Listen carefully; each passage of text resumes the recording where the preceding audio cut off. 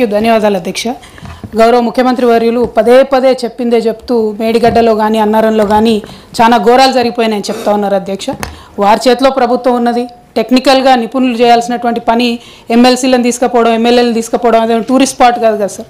మేము చేసినటువంటి ప్రగతిని చూపించడానికి ఖచ్చితంగా తీసుకెళ్ళాం. ఇవాళ తప్పు జరిగితే తప్పు నిర్ధారించాల్సింది మనం కాదు, నిపుణుల ఆధ్వర్యంలో కమిటీలు వేయండి, ఖచ్చితంగా నిర్ధారించండి.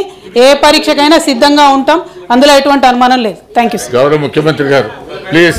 ముఖ్యమంత్రి గారు చెప్తున్నారు కదా సార్. నేను అనేది ఏంటంటే ఇక్కడ ఉన్న సభ్యులకు కొన్ని అపోహలు ఉన్నాయి, కొన్ని అనుమానాలు ఉన్నాయి.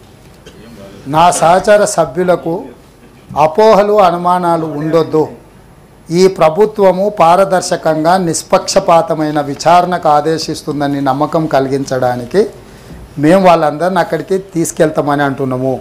మిగతా సభ్యులకు అవకాశాన్ని కల్పిస్తే ఆ సభ్యురాలు గారికి ఏం అభ్యంతరమో నాకైతే తెలియదు. ఒకవేళ వాళ్ళ పార్టీ విధానమే ఇదైతే వాళ్ళ పార్టీ అధ్యక్షుడు ప్రకటిస్తే ఆ పార్టీ సభ్యులు రాకపోయినా సరే మిగతా పార్టీ సభ్యులందరినీ కూడా నేను తీసుకొని వెళ్తాను.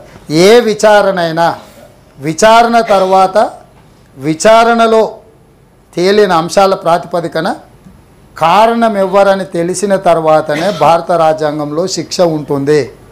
నచ్చితే నజరానా, నచ్చకపోతే జుర్మానా విధానం ఈ ప్రభుత్వంలో ఉండదు. గతంలో ఏమన్నా అట్లాంటివి ఉన్నా ఇప్పుడు అట్లాంటివి జరగవు.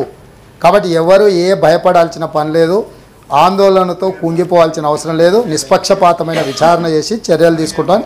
మీ ద్వారా సభ్యులకు నేను మాటిస్తున్నాను. అదేవిధంగా పెద్దలు జీవన్ రెడ్డి గారు ఒక కీలకమైన అంశాన్ని లేవనెత్తినారు. తెలంగాణ ఉద్యమంలో ఇది కూడా ఒక ఉత్ప్రేరకము.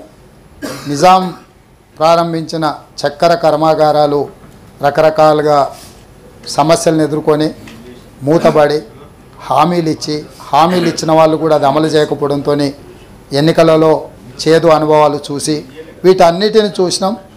నా పాదయాత్ర సందర్భంగా అక్కడ రైతులను వారి నాయకత్వంలో కలిసినాము. మా ప్రభుత్వము నిజాం చక్కెర కర్మాగారాలను తిరిగి ప్రారంభించడానికి కట్టుబడి ఉన్నది. ఈ విషయంలో ఎలాంటి సమస్యలు అడ్డంకులు రాకుండా ఉండడానికి డెఫినెట్గా ఆఫీసర్స్ కమిటీ అదేవిధంగా మినిస్టర్స్తో కూడుకున్న ఒక కమిటీని వేసి వాళ్ళ నుంచి నివేదిక తెప్పించి ఆ నివేదిక ద్వారా వారు ఇచ్చిన సూచనల మేరకు తప్పకుండా తిరిగి ప్రారంభిస్తాము. ఇది మా ప్రభుత్వం యొక్క గ్యారంటీ. గతంలో ఇచ్చినాం, ఇప్పుడు కూడా ఆ గ్యారంటీకి కట్టుబడి ఉన్నాం. మేనిఫెస్టోలో కూడా మేము స్పష్టంగా చెప్పినాం. అదేవిధంగా ఎంఐఎం సభ్యులు చాలా విషయాలు ప్రస్తావించారు. నేను తప్పకుండా मैं गुजारिश करता हूँ मेरा साथियों से, एमआईएम पार्टी वहाँ पर भी अकबरुद्दीन ओवैसी जी बहुत सारे मुद्दे उठाए. वहाँ पर फिर क्लैरिफिकेशन में बोलने के लिए मुझे ज़्यादा मौका नहीं मिला. यहाँ पर भी डबल बेडरूम के और गरीब के जो माइनॉरिटी कॉरपोरेशन में चेक दिए बाउंस हो गए. हम पहले से यही बोल रहे हैं, ये नकली सरकार है, नकली चेक देने में माहिर है. वही सरकार मैं बोल रहा हूँ. जो सरकार भाई चेक कौन दिए? नहीं आप लोग समझ रहे नहीं. चेक किसने दिए? जो नकली चेक किसने दिया? हम थोड़ी दिए. मैं इसीलिए बार बार झूठे वादा करने वालों को ज़्यादा भरोसा मत करो, ऐसा दोस्ती गलत है बोल के मेरा साथियों को बार बार मैं गुजारिश किए. अभी नतीजा आप आंखों के सामने दिख रहा है. आप दोस्त समझकर गले मिलाया, वो नकली चेक दे के आपको धोखा दिए. इसीलिए मेरा माइनॉरिटी भाइयों से एक ही गुजारिश है, 4% रिजर्वेशन माइनॉरिटी वेलफेयर के लिए हम लोग दिए. माइनॉरिटी कॉरपोरेशन हम ही ने बनाए. आगे भी जो चेक्स आपको मिले बाउंस हो गए बराबर ज़रूर वो पूरा डिटेल मैं ले लेता हूँ. मेरा पेशी में भी एक माइनॉरिटी वेलफेयर को देखने के लिए एक आईपीएस सीनियर आईपीएस ऑफिसर को हमारा पेशी में हम ले लिए. आपको जो भी मुद्दा है अभी नहीं, कभी भी ज़रूरत पड़े तो 10 to 7 बजे तक, 10 बजे से लेकर 7 बजे तक वो दफ्तर में बैठेगा. आप लोग जो भी आम जनता के लिए, गरीब लोगों के लिए जो भी मुद्दा उठाए, यहाँ सरकार गरीब लोगों के लिए काम करने के हम तैयार है. अब जो भी लाए हम पूरा, अब जो मुद्दे उठाए जो डबल बेडरूम के बाकी के चीज़ों में हम वेलकम कर रहे हैं. और ये ड्रग्स के बारे में आप जो खुल के हमको मदद दिए, मैं भी धन्यवाद देना चाहता हूं, क्योंकि ऐसे कामों में ये सब सारे राजनीति के बारे में ये चर्चा करने का समय नहीं है। आप लोग जो खुल के आप आगे आए, हम भी आपके साथ लेकर, क्योंकि ये एराडिकेट करना बोले तो हैदराबाद शहर में ज़्यादा से ज़्यादा केसेस यहाँ ही हो रहे हैं। हैदराबाद शहर में जितने सारे इलेक्टेड रिप्रेजेंटेटिव है, सबके साथ लेकर मैं आगे चलना है। आपका भी मदद मैं ज़रूरी लेता हूँ। मेरे ऑफिसरों को भी मैं बोल देता हूँ कि आपसे अगर कुछ भी मदद ज़रूर पड़े, कोई बंदा उधर के इधर के कहीं के रहा तो, आप लोगों का जान पहचान कभी रहा तो पुलिस हवाला करने के लिए आपका भी हम मदद ले लेंगे।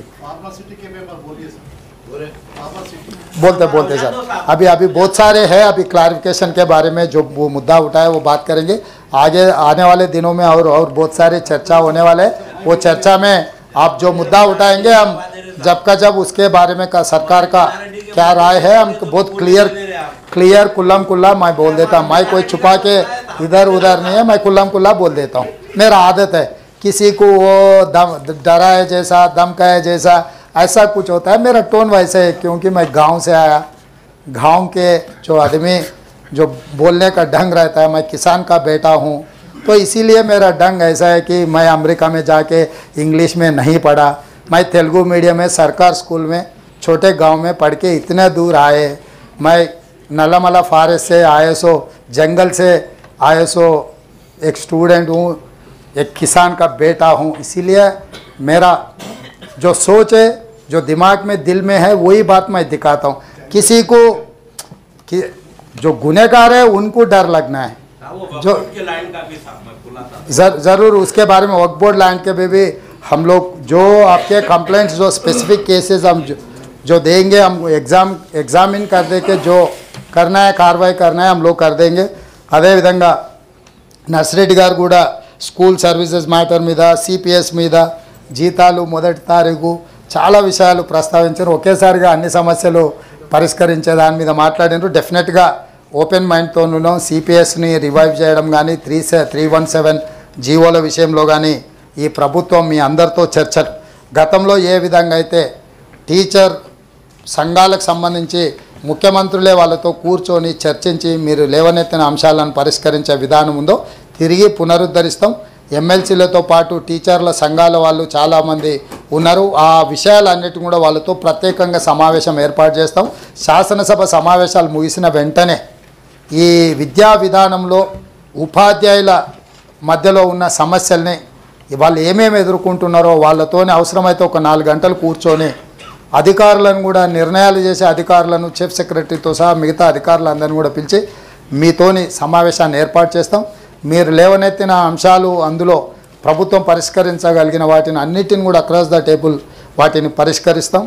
అదేవిధంగా శంబీపూర్ రాజు గారు వికలాంగుల విషయము అన్నారు. వికలాంగులది ఆల్రెడీ అవకాశం ఉన్నది.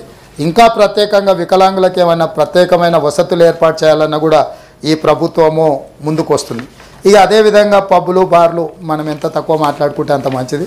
ఎందుకంటే గత ప్రభుత్వం ఇచ్చిన అనుమతులు వాళ్ళు పెట్టిన పాపాల పుట్టనే మన నెత్తి మీద పెట్టారు. డెఫినెట్గా ఆల్రెడీ బార్లు, పబ్బుల మీద ఆదేశాలు ఇవ్వడం జరిగింది. వాటి మీద ఏ రకంగా చర్యలు తీసుకోవాలనో చట్ట పరిధిలో డెఫినెట్గా వాటి మీద కూడా చర్యలు తీసుకుంటాం. అదేవిధంగా AVN రెడ్డి గారు 317 జీవోకి సంబంధించి స్పౌస్ కేసెస్ గురించి వివిధ అంశాలు లేవనెత్తారు. డెఫినెట్గా ఈ జీవో వాళ్ళందరి సమస్యలు పరిష్కరించడానికి మా ప్రభుత్వం కట్టుబడి ఉన్నది. వాటన్నిటిని కూడా పరిష్కరిస్తాం. ఈచ్ ఇండివిజువల్ కేసెస్ ఏమున్నా కూడా వాటన్నిటిని కూడా మా దృష్టికి తీసుకురావాల్సిందిగా కోరుతున్నాం. బ్రేక్ఫాస్ట్కు సంబంధించి కూడా లాంఛనంగా సేమ్ ఇది కూడా అదే కేసు, నకిలీ కేసు.